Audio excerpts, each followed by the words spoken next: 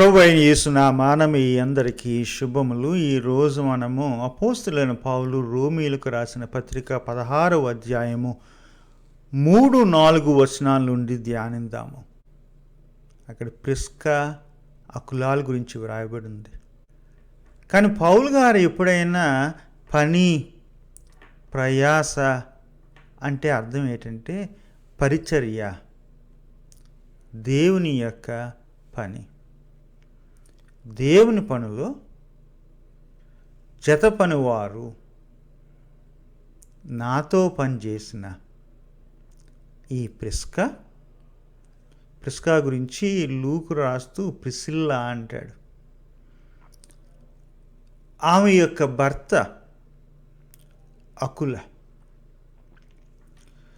ఈ 16వ అధ్యాయాన్ని పోయిన వారం మొదటి 2 వచనాలు ధ్యానించాను. ఇప్పుడేదో 3-4 చేస్తున్నాను. ఇంకా చదువుకుంటూ పోతే ఈ 16 వచనాలు తర్వాత మరికొన్ని వచనాల్లో వరుసగా పేరు వెంబడి పేరు కనబడుతుంది. అనిపిస్తుంది ఏదో స్కూల్లో అటెండెన్స్ రిజిస్టర్లా ఉంది, పౌలు గారు హాజరు తీసుకుంటున్నారా అనిపిస్తుంది. ఇంకోసారి అనిపిస్తుంది ఈ ఉన్న 5-6 సంఘాల్లో, రోమానగరంలో ఉన్న ఈ యొక్క 5-6 సంఘంలో అంతా కలిపి 150, 160, 170 మంది క్రైస్తవులు ఉంటారు. అందులో తను ఎప్పుడూ ఆ రోమా సంఘాన్ని కలవలేదు, సంఘాన్ని స్థాపించలేదు. తను తాను పరిచయం చేసుకున్న ఉత్తరంలోనే దాదాపు 28 మందిని ప్రస్తావించాడు. ఇంతమంది ఎలా జ్ఞాపకం? ఇన్ని పేర్లు పౌలు గారికి ఎలా తెలుసు, ఎలా జ్ఞాపకం అని ఆశ్చర్యాన్ని కలిగిస్తుంది.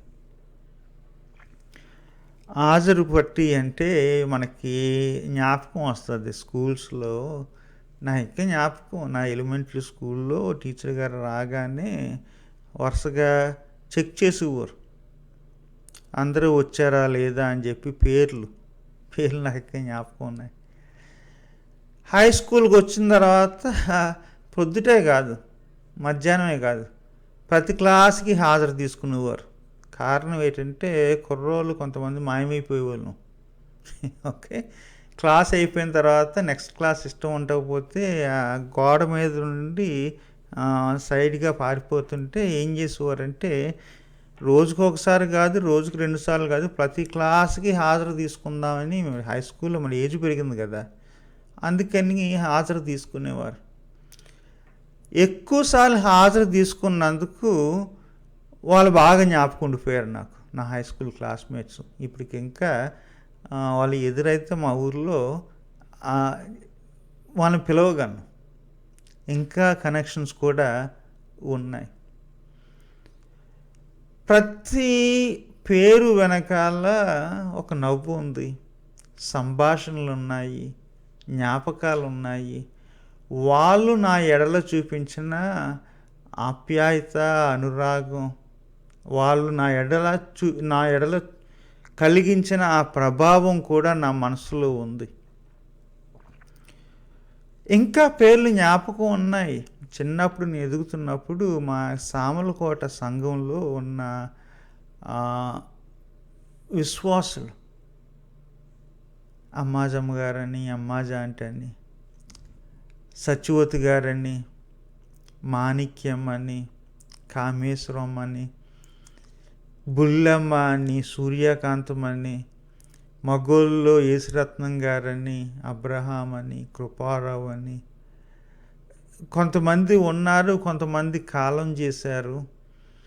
వీళ్ళందరూ పేర్లే కాదు, వీళ్ళందరి వెనకాల జీవితాలు ఉన్నాయి, కుటుంబాలు ఉన్నాయి, సాక్ష్యాలు ఉన్నాయి. ఓ రీతిగా వీళ్ళందరూ నా జీవితంలో వాళ్ళు చూపించిన ప్రేమను బట్టి, అనురాగాన్ని బట్టి, ప్రభావాన్ని బట్టి ఒక భాగం అయిపోయారు.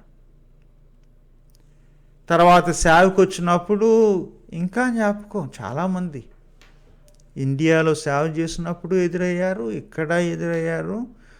ప్రతి పేరు వెనకాల కొన్ని కథలు ఉన్నాయి, కొన్ని జీవితాలు ఉన్నాయి, కొన్ని సాక్ష్యాలు ఉన్నాయి. వాళ్ళందరూ నన్ను ఈరోజు ఈ రీతిగా షేప్ చేశారు. ఈరోజు ప్రొద్దుట మా సెమినరీలో ఒక ఆయన్ని కలిశాను. వాళ్ళ కూతురు, నా కూతురు ఒకే స్కూల్లో చదివారు, ఒకే క్లాస్లో ఉండేవారు. గబగబా అక్కడ టీచర్ గారు పేర్లు, అన్ని పేర్లు చెప్తుంటే జ్ఞాపకం ఉంది, నాకు జ్ఞాపకం ఉందేనండి అన్నాడు. మర్చిపోలేను. ఎందుకంటే నా యొక్క పిల్లల జీవితాల్లో వాళ్ళు గురువులుగా వాళ్ళు చూపించిన ఆ యొక్క అనురాగం, నేర్పించిన ఆ పాఠాలు, వాళ్ళు చూపించిన ఆ ప్రభావాన్ని ఎప్పుడు మర్చిపోలేను. అప్పుడప్పుడు అనిపిస్తుంది, ఇదిగో లెక్కప్ప చెప్పు అని దైవం అడిగితే గబగబా నా ఎలిమెంటరీ స్కూల్ నుండి నా ఎడల ప్రేమ చూపించి నా జీవితంలో భాగమైన మా యొక్క సంఘంలో చాప తెచ్చి వేసి ఛాయ్ చేసి ఇచ్చి పాటలు పాడి చప్పట్లు కొట్టి మంచి చూపించిన చేర్చుకున్న ప్రతి తల్లి, ప్రతి తండ్రి, ప్రతి అక్క, ప్రతి అన్న, వీళ్ళందరూ పేర్లు వరుసగా చెప్పేస్తా. నా లెక్కలో ఏంటంటే వీళ్ళ పేర్లు చెప్పడమే లెక్క అప్పు చెప్పడం, కృతజ్ఞతతో. దేవా, వీళ్ళందరూ నా జీవితంలో భాగమయ్యారు, నీకు వందనాలు అని లెక్కప్పు చెప్తా. ఇక్కడ రోమీయులకు రాసిన పత్రికలో 16వ అధ్యాయంలో పౌలు అలాంటి రోల్ కాలే, అలాంటి అటెండెన్స్ రిజిస్టరే. అలాగే పేర్లు, ప్రతి పేరు తను రాస్తున్నప్పుడు తన జ్ఞాపకాలన్నీ వాళ్ళని ఎక్కడ కలిశారో, వాళ్ళు తనకి ఏం చేశారో, సంఘానికి ఏం చేశారో, ఇవన్నీ జ్ఞాపకాలు వస్తుంటే రాసుకుంటూ వెళ్ళిపోతాడు. మీకు రోమా పత్రిక 16వ అధ్యాయాన్ని మళ్ళా ఎందుకు తీసుకొచ్చానంటే, మొదటి 15 అధ్యాయాలు అర్థం కావాలంటే మీకు 16వ అధ్యాయం అర్థం అవ్వాలి. పేర్లే కదండి అని మీరు అంటారు. పేర్లే కాదు, జీవితాలు, సాక్ష్యాలు. మొదటి 15 అధ్యాయాల్లో బోధ అర్థం కావాలంటే 16వ అధ్యాయంలో ఉన్న సంబంధాలు, బాంధవ్యాలు మనకి అర్థం కావాలి. ఈ బాంధవ్యాలే ఆ బోధనను మనకు బోధపడేటట్లు చేస్తాయి. మొదటి 15 అధ్యాయాల్లో స్టేటస్ గురించి మాట్లాడతారు. మనము దేవునితో సమాధాన పడ్డాము అని చెబుతాడు కదా, ఆత్మలో కొత్త జీవితము అని అంటాడు కదా. పౌలు గారన్న మాట అర్థం చేసుకోవాలంటే సంఘంగా కలిసి ఉండడం, ఎలా కలిసి ఉన్నారో దానిని అర్థం చేసుకోవాలి. అప్పుడప్పుడు మీలో కొంతమంది నన్ను అడుగుతారు, ఏంటంటే ఇదిగోనండి, ఈ వ్యక్తి ఇంత చక్కని ప్రసంగం చేస్తాడు, ఇన్ని కబుర్లు చెప్తాడు, ఇంత హడావిడి ఆడంబరం ఉంటుంది, ఒక వ్యక్తి నిజంగా దేవునితో సమాధాన పడ్డాడా లేదా, ఒక వ్యక్తిని దేవుడు నీతిమంతుగా ఎంచి నీతిమంతుడిగా చేస్తున్నాడా లేదా అనేదానికి ఆనవాళ్ళు ఏంటి అని అడుగుతారు. చాలామంది అనుకుంటారు, ఇదిగో ఆయన వచ్చి మన నెత్తి మీద చెయ్యేసి ప్రార్థన చేస్తే అది అయిపోద్ది, ఇది అయిపోద్ది, ఒంట్లో బాగుంటుంది, ఇంట్లో బాగుంటుంది. ఆయనకి చెప్తే ఆయన ప్రార్థన చేశాడంటే ఉద్యోగం వచ్చేస్తుంది. ఆమెకి చెప్తే ఆమె కళ్ళు మూసుకుని ప్రార్థన చేసింది, ఆమె నోట్లో మన పేరు వస్తే చాలు పెళ్ళిళ్ళు అయిపోతాయి, పిల్లలు పుట్టేస్తారని చెప్పేసి కొంతమంది.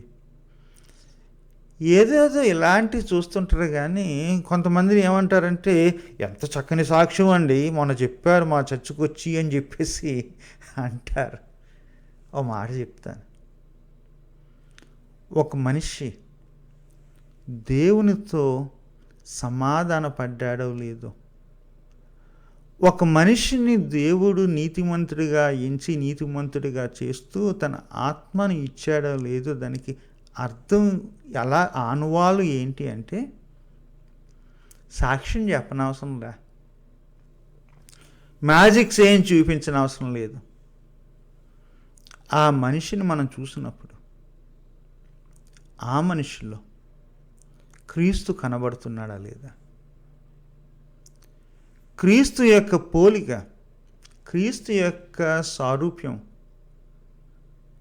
మాటలోనే కాదు చేతల్లో కనబడుతుందా లేదా, ఆ వ్యక్తి యొక్క జీవితంలో గలతీల్లో ఉన్న ఆత్మఫలం ఉంది కదా, ఆ ఆత్మఫలం కనబడుతుందా లేదా గమనించి చూసి ఆనువాలు కట్టొచ్చు.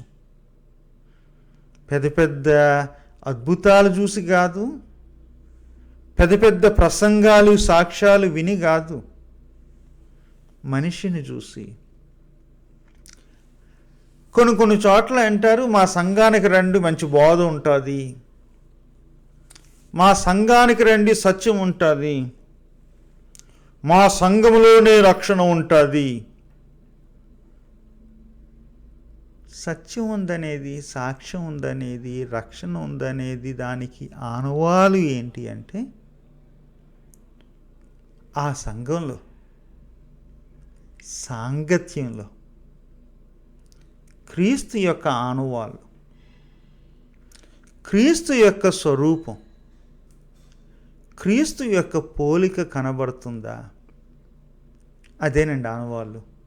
పేర్లో లేదు, ప్రసంగములలో లేదు, మ్యూజిక్లోనూ లేదు, ఏదో జరుగుతున్నాయంటారు కదా అద్భుతాలు ఆశ్చర్యకార్యములు అంటారు కదా, దాంట్లోనూ లేదు.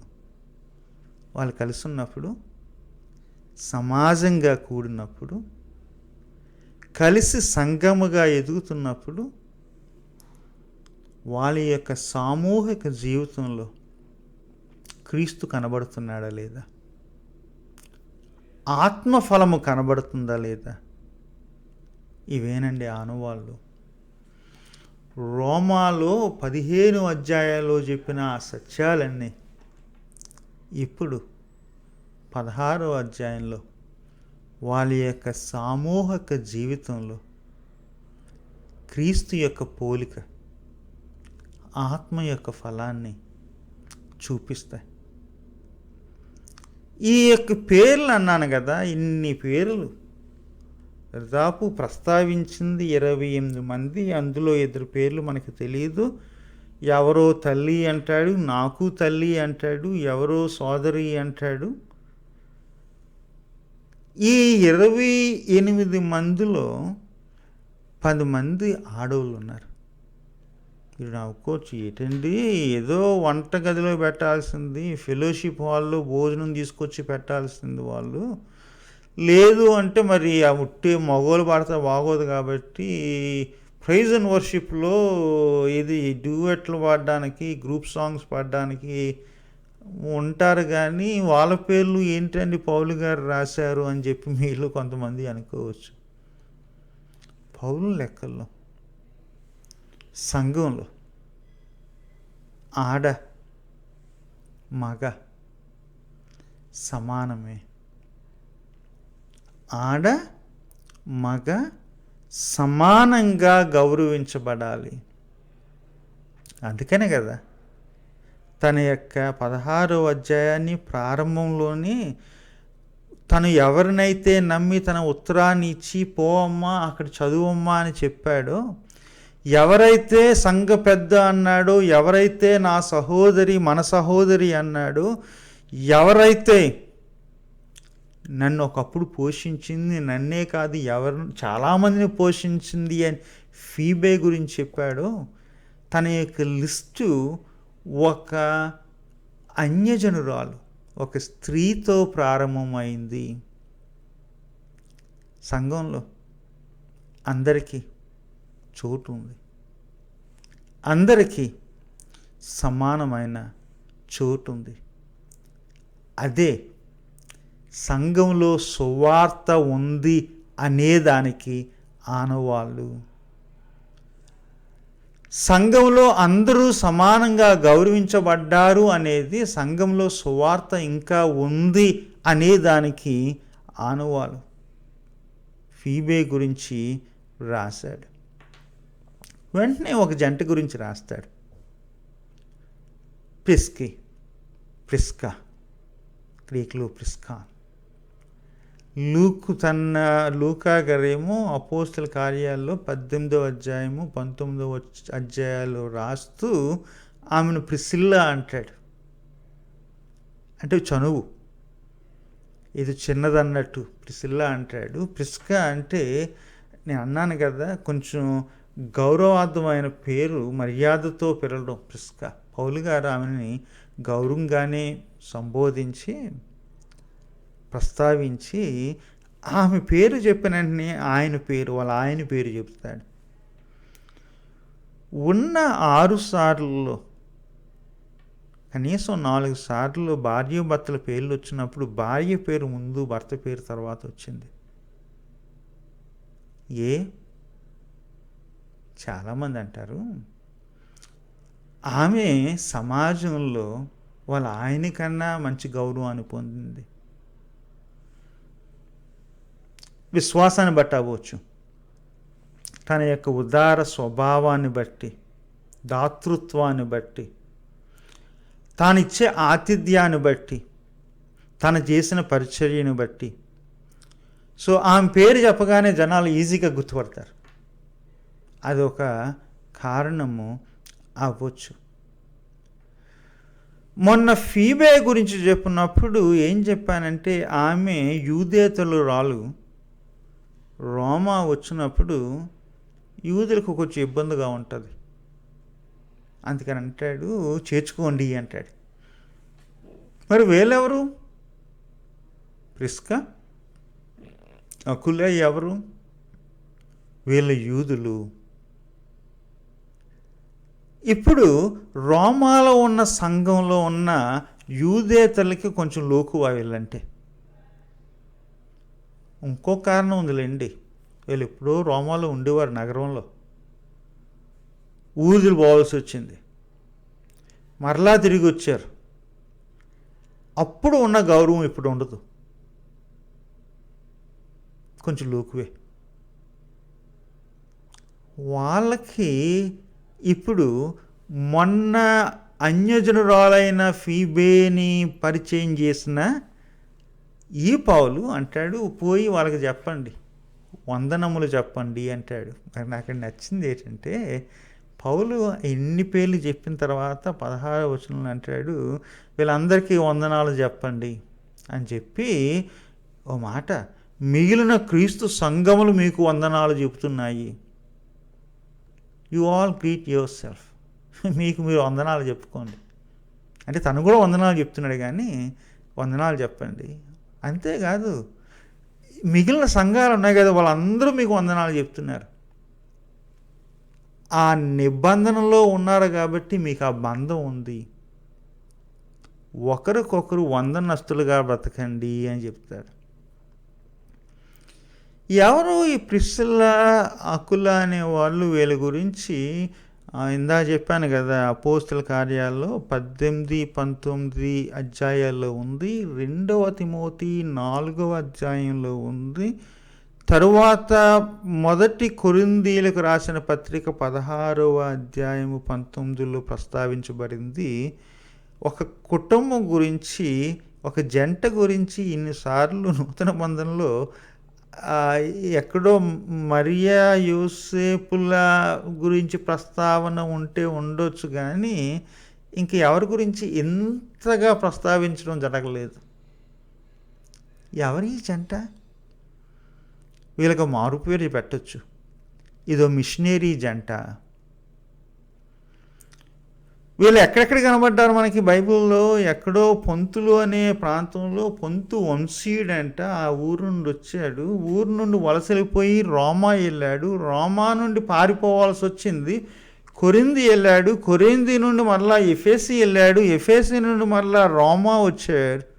ఈ కుటుంబం ఇన్ని చోట్లకి వెళ్ళాల్సిన పని ఏం పట్టిందండి? ఇదేమన్నా వలస బ్రతుకులా? ఇన్ని ఊర్లు చెప్తే మనం అనుకుంటాం, అమ్మ మీది ఏ ఊరినమ్మంటే మేము కొంతకాలం ముంబైలో ఉన్నామండి, తర్వాత ఢిల్లీ వెళ్ళామండి, తర్వాత ఏదో చెన్నై వెళ్ళామండి అంటే అప్పుడు మనకు తెలుసు వీళ్ళది ఏదో ఆర్మీ, వాళ్ళ నాన్నగారు ఏదో ఆర్మీలో, అమ్మగారు ఏదో ఆర్మీలోను లేదా నేవీలోను, ఆ తర్వాత ఈ ఎయిర్ ఫోర్స్లోనూ చేస్తుంటారు కాబట్టి అక్కడికి ఊరూళ్ళు తిరిగారు అని మనకి కంక్లూషన్ వస్తుంది. అదో పాసిబిలిటీ. రెండు ఏంటంటే ఇప్పుడు యుఎస్లో, అమెరికాలోని చాలామంది మన తెలుగు వాళ్ళు వచ్చిన తర్వాత వాళ్ళకున్న ఉద్యోగాన్ని బట్టి కొంతకాలం న్యూజెర్సీలో ఉంటారు, తర్వాత కొంతకాలం ఫ్లారిడా వెళ్తారు. మీరు ఏ రాష్ట్రం ఉందంటే కొంతకాలం టెక్సస్లో ఉన్నామంటే తర్వాత మేము జార్జియా వెళ్ళిపోయామని ఒక ఉన్న 20 సంవత్సరాల్లో ఒక 3-4 చోట్లు చెప్తారు ఈ వలస బ్రతుకులు. మరి ప్రిస్కా అకులాలు ఎందుకు ఇన్ని చోట్లకి వెళ్ళాల్సి వచ్చింది? పొంతు నుండి ఏమో తనొచ్చాడు, రోమాలో ఇద్దరు ఉన్నారు, ఎప్పుడు పెళ్ళి అయిందో తెలియదు. రోమా నుండేమో కొరింథీ వెళ్ళారు, కొరింథీ నుండి ఎఫెసీ వెళ్ళారు, ఎఫెసీ నుండి మళ్ళీ రోమా వచ్చారు. ఏంటి? వృత్తిరీత్యా, వ్యాపార రీత్యా మనకు తెలియదు. లేకపోతే రాజకీయాల, ఒక దేశంలో ఉంటే వాళ్ళ తరుము కొడితే ఇంకో దేశానికి వెళ్ళాల్సి వచ్చింది, ఇంకో నగరానికి వెళ్ళాల్సి వచ్చింది, మరలా ఇంకో నగరానికి వెళ్ళాల్సి వచ్చింది. ఏంటో మనకు తెలియదు. కానీ ఎక్కడికి వెళ్ళినా, వీళ్ళు ఏ ఊరు వెళ్ళినా, ఏ నగరం వెళ్ళినా దేవుని పని చేశారు, దేవుని కొరకు ప్రయాసపడ్డారు. పౌలు ఎలాగ దేవుని పని చేశాడో, పౌలు ఎలాగ ప్రయాసపడ్డాడో వాళ్ళు కూడా అలాగే దేవుని పని చేశారు. కాబట్టే పౌలు వారిని ఏమంటాడంటే జత పనివారు అని అంటాడు. ఈ పొంతు వంశీయులు అంటారు కదా, వాళ్ళకి ఇది అలవాటు ఉంది, డేరాలు కుట్టే అలవాటు ఉంది. ఆ రోజుల్లో డేరాలు కుట్టడం అంటే మనకి వెంటనే వచ్చేది మన ఊరుల్లో ఉన్న డేరాలు కదా, టెంట్స్ అని జ్ఞాపకం వస్తుంది. కానీ అప్పుడు టెంట్స్, మొదటి శతాబ్దంలో టెంట్స్ చాలా మట్టుకి ఏం చేసేవారంటే మేక చర్మం నుండి వెంట్రుక నుండి వచ్చిన ఊలుతో చేసేవారు. అంటే ఇటు చర్మంతో పని ఉంది, వెంట్రుకలతో పని ఉంది, వెంట్రుకల నుండి వచ్చిన ఊలుతో పని ఉంది. ఇది స్పెషలైజ్డ్ స్కిల్. పౌలు గారి సొంతూరులో కూడా ఈ యొక్క వ్యాపారాలు ఉండే కాబట్టి పౌలు గారికి కూడా దీంట్లో కాస్త కోస్తో నిపుణత ఉంది. అందుకనే ఈయన అందరిలా కాదు, ఆ కానుక ఈ కానుక తీసుకున్నాడు, కానీ తన ఊళ్ళోంచి పనిచేసేవాడు.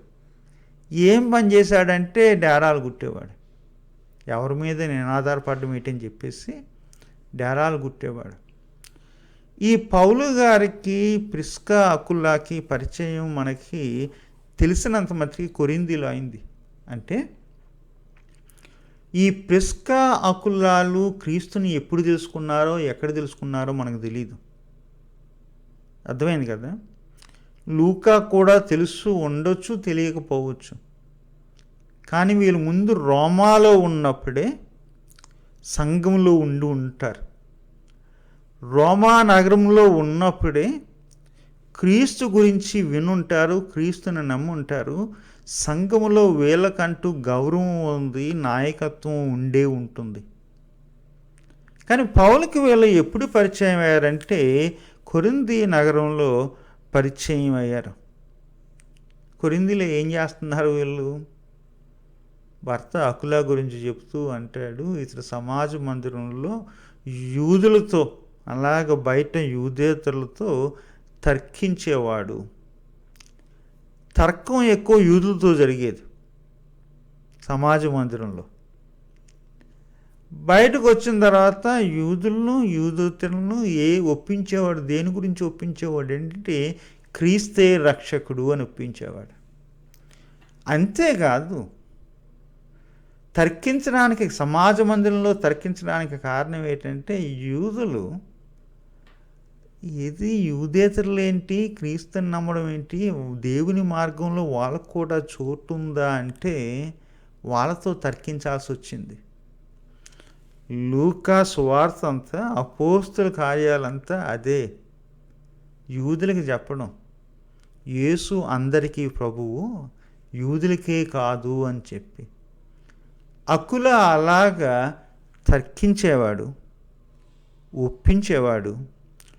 వాళ్ళ ఇంట్లో చిన్న గుంపుగా కలిపి కొంతమంది ఆరాధించేవారు. అంటే వీళ్ళకి ఇల్లు ఉంది, మరీ దిక్కుమాలిన వాళ్ళు కాదు, కానీ కొంతమంది కలిసి ఉండే ఇల్లు ఉంది. తర్వాత వీళ్ళ వృత్తిని బట్టి ఇది లూకా చెప్తాడు, డేరాలు కుట్టుకునేవారు. కొరింథీలో ఉన్నప్పుడు పౌలు మరి వీళ్ళ దగ్గర పనిచేశాడో తెలియదు, వీళ్ళతో పనిచేశాడో తెలియదు. ఇది న్యూ టెస్ట్మెంట్ స్కాలరు హాక్ అనే ఒక ఆయన అంటాడు, ఆ రోజుల్లో కొరింథీలో ఇది మంచి వ్యాపారం, డేరాల వ్యాపారం. ప్రతి షాప్లోనూ ఒక 6, 10 మంది, 12 మంది కుట్టేవాళ్ళు ఉండేవారు. ఊహించండి, పౌలు గారు తన ప్రయాణాలు లైట్ లగేజ్లో ఈ సామాన్లన్నీ పట్టుకెళ్ళి కుట్టలేడు. ఎవరన్నా అక్కడ డేరాలు గుట్టు ఉంటే వాళ్ళతో ఉండి వాళ్ళ యొక్క పరికరాలు ఉపయోగించుకొని వాళ్ళకి సహాయం చేసే అవకాశం, అలా కష్టపడి తన కాళ్ళ మీద తను నిలబడ్డం పౌలు గారు. సో వీళ్ళతో టీమప్ అయి ఉంటాడు ఈ డేరాలు కుట్టడంలో. సో కొరింథీలో ఉన్నంతకాలం అలా ఉన్నాడు. వీళ్ళింట్లోనే లేడు, వీళ్ళింట్లో కూడా ఉన్నాడు. కాక ఇంకొక ఇంట్లో 2-3 ఇంట్లో ఉండొచ్చు, కానీ ఎక్కువ వీళ్ళ నీడలో ఉండడం, వీళ్ళ ఇంట్లో ఉండడం జరగవచ్చు. సో కొరింథీ నుండి పౌలు గారు ఎఫెసస్ వెళ్తుంటే వీళ్ళు కూడా మోటాముళ్ళు సర్దుకుని ఎఫెసీ వెళ్ళినట్టు మనకి కనబడుతుంది. ఎఫెసీలోనే వీళ్ళకి అపోల్లో అని ఒక మంచి చాతుర్యం కలిగిన ధర్మశాస్త్ర నిపుణుడు, చక్కని ప్రసంగాలు ధైర్యంగా చెప్పేవాడు తను ఎదురయ్యాడు. సార్ అంత బాగానే ఉంది, కానీ మీరు యోహాను బాప్తీసం గురించి చెప్తున్నారు, క్రీస్తు యేసు నామం గురించి చెప్పడం లేదు, క్రీస్తు యొక్క బాప్తీసం గురించి చెప్పండి అని చెప్పి. గమనించండి, తర్కించలేదు, వాదించలేదు, ఒప్పించడం లేదు. ఇక్కడ ఏముందంటే చేర్చుకొని, అంటే అపోలో గారిని మరీ పబ్లిక్గా కూర్చుని రండి డిబేట్ చేద్దామని అనలేదు. మనకు అలవాటు పడిపోయింది ఈ రోజుల్లో, ప్రతిదానికి డిబేట్ చేద్దామని. మళ్ళీ ఏమంటున్నారు ఈ రోజుల్లో, యేసయ్య కూడా డిబేట్ చేశాడు అంటున్నారు. వీళ్ళకి బైబిల్ చదివి సువార్తలు చదవాల. అపోలోతో వాళ్ళు డిబేట్ చేయాలి. అఫ్కోర్స్ సమాజవంతులను తర్కించాల్సి వచ్చింది వాళ్ళతో. ఎందుకు? వాళ్ళకి జాతీయవాదం ఎక్కువ. కానీ అపోల్లో గౌరవంగా మాట్లాడుతున్నప్పుడు తనని పక్కకి తీసుకెళ్ళి ఇంట్లో చేర్చుకుని కూర్చోబెట్టి దేవుని మార్గమును, అంటే ఏంటి?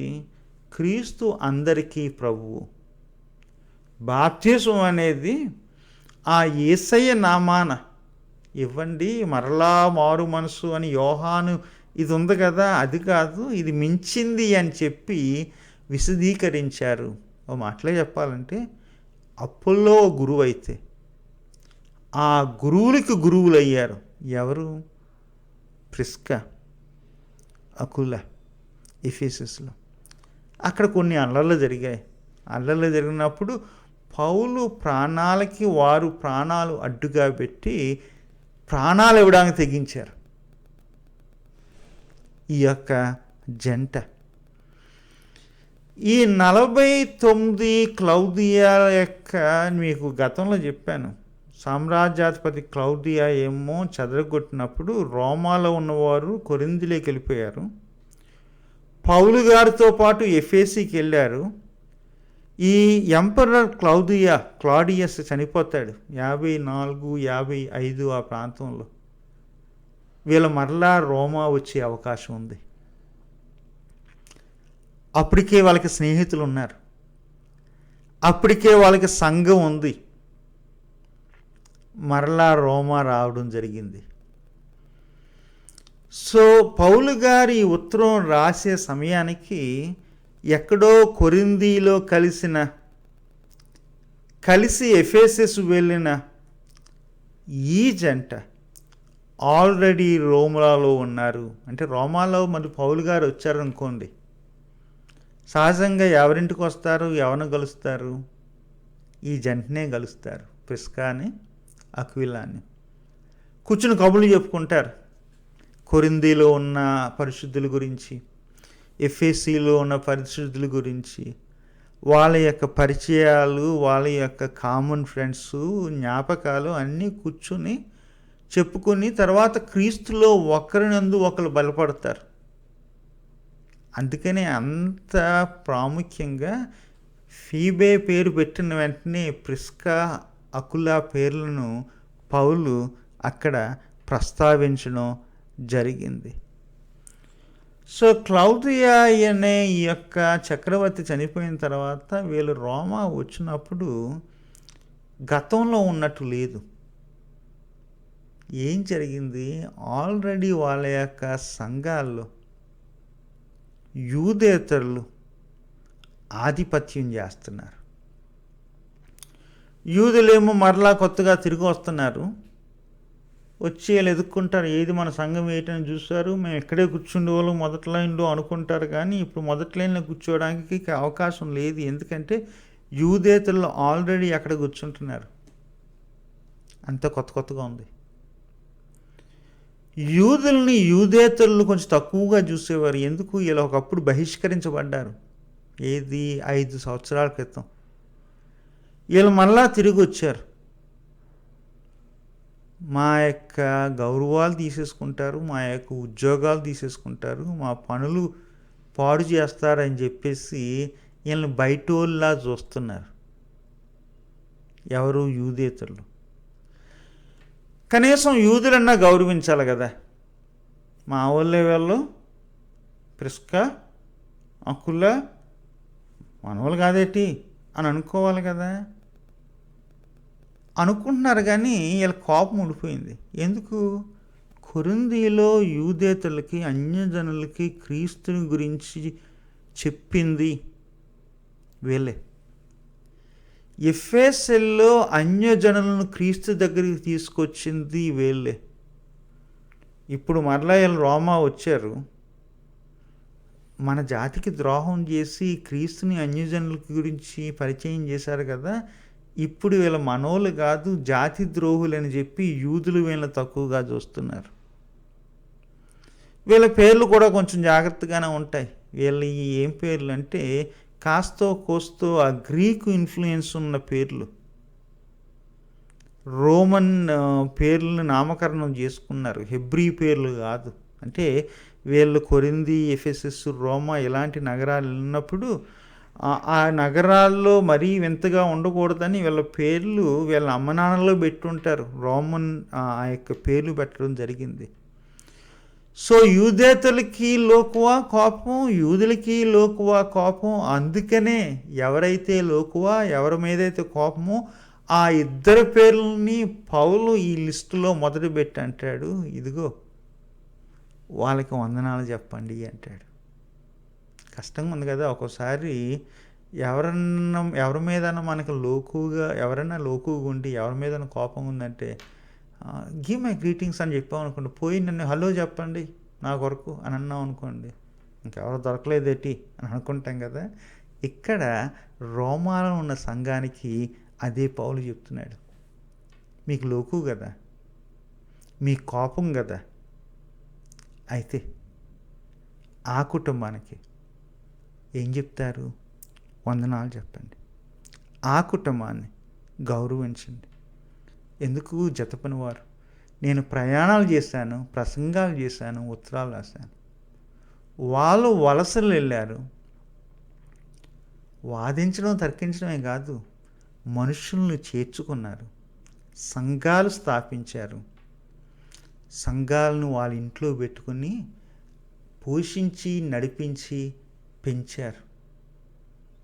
They founded churches and they hosted churches వాళ్ళ ఇంట్లో. కాబట్టే వారు జతపని వారు, గౌరవించడం అని. ఉంటాను మరి. సెలవు.